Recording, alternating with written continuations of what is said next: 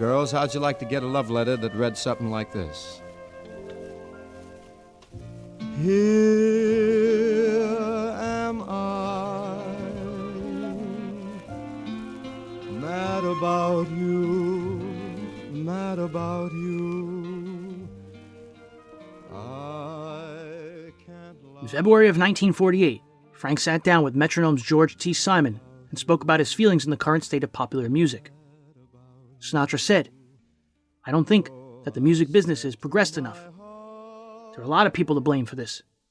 The songwriter in most cases finds he has to prostitute his talents if he wants to make a buck. The publisher is usually a fly-by-night guy anyway, and so to make a fast buck, he buys a very bad song, very badly written. And the recording companies are helping those guys by recording such songs. I don't think the few extra bucks in a song that becomes a fast hit makes a difference in the existence of a big record company or a big publishing firm. If they turn them down, it wouldn't do any harm, and it would do music some good." Sinatra was finding himself fighting the same fight as many professional artists, the battle between wanting to be in charge of one's own destiny and produce the kind of creative work that makes them proud, while simultaneously earning as much money as they'd like to. By the middle of 1948, Sinatra's earnings were hitting a 6-year low. In the early hours of June 20th, Frank and Nancy were playing charades at Toluca Lake with songwriter Jules Stein and his wife when Nancy went into labor. Frank bundled her into his Cadillac and ran every red light between the Valley and Cedars of Lebanon Hospital. His haste was warranted.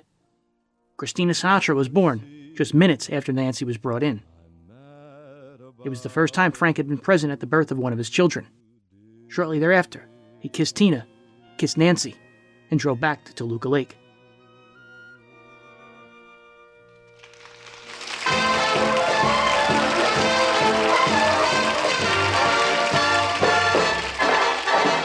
The 3 top tunes of the week as determined by your Hit Parade survey. And here they are. Song number 3. You know, there's a little fellow with a bill knocking on fame's front door, and here come Ken Lane and the Hit Paraders to let him in. Here's tune number 3, Woody Woodpecker. I just couldn't do it. That's the reason.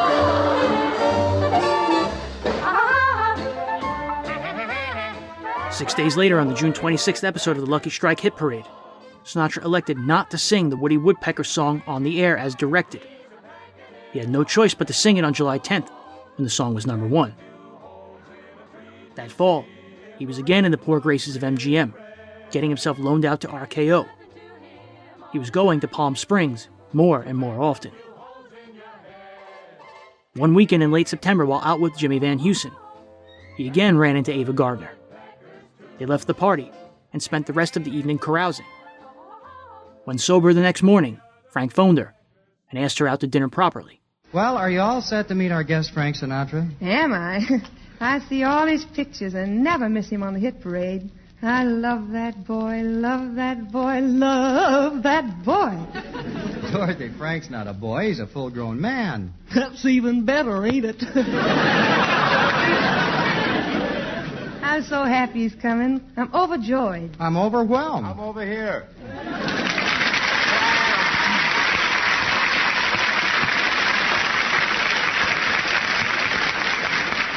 How are you feeling tonight, Frank? Is your voice all right? Well, I think so. Let me see. I am majestically in voice. You ready?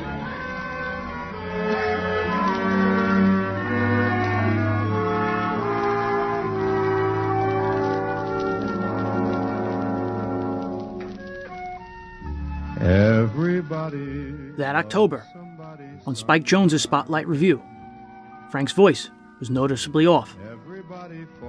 Sinatra's performance opposite of Jane Russell and Groucho Marx in RKO's It's Only Money received poor reviews. He'd made roughly $11 million in the previous 6 years, but owed the IRS back taxes.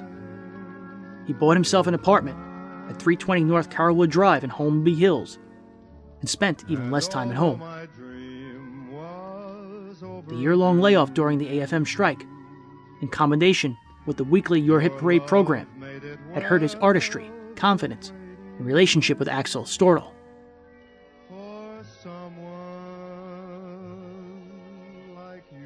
In early 1949, Columnist Earl Wilson ran into Frank Sinatra's publicist George Evans at the Copacabana in New York.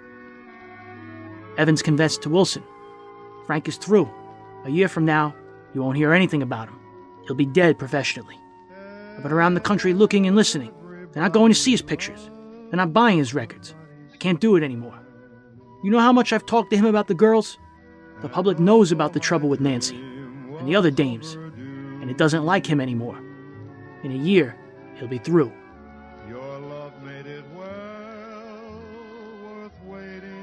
At the end of February, Frank Sinatra fired George Evans, calling it quits with the man that helped make him the biggest music star in the country.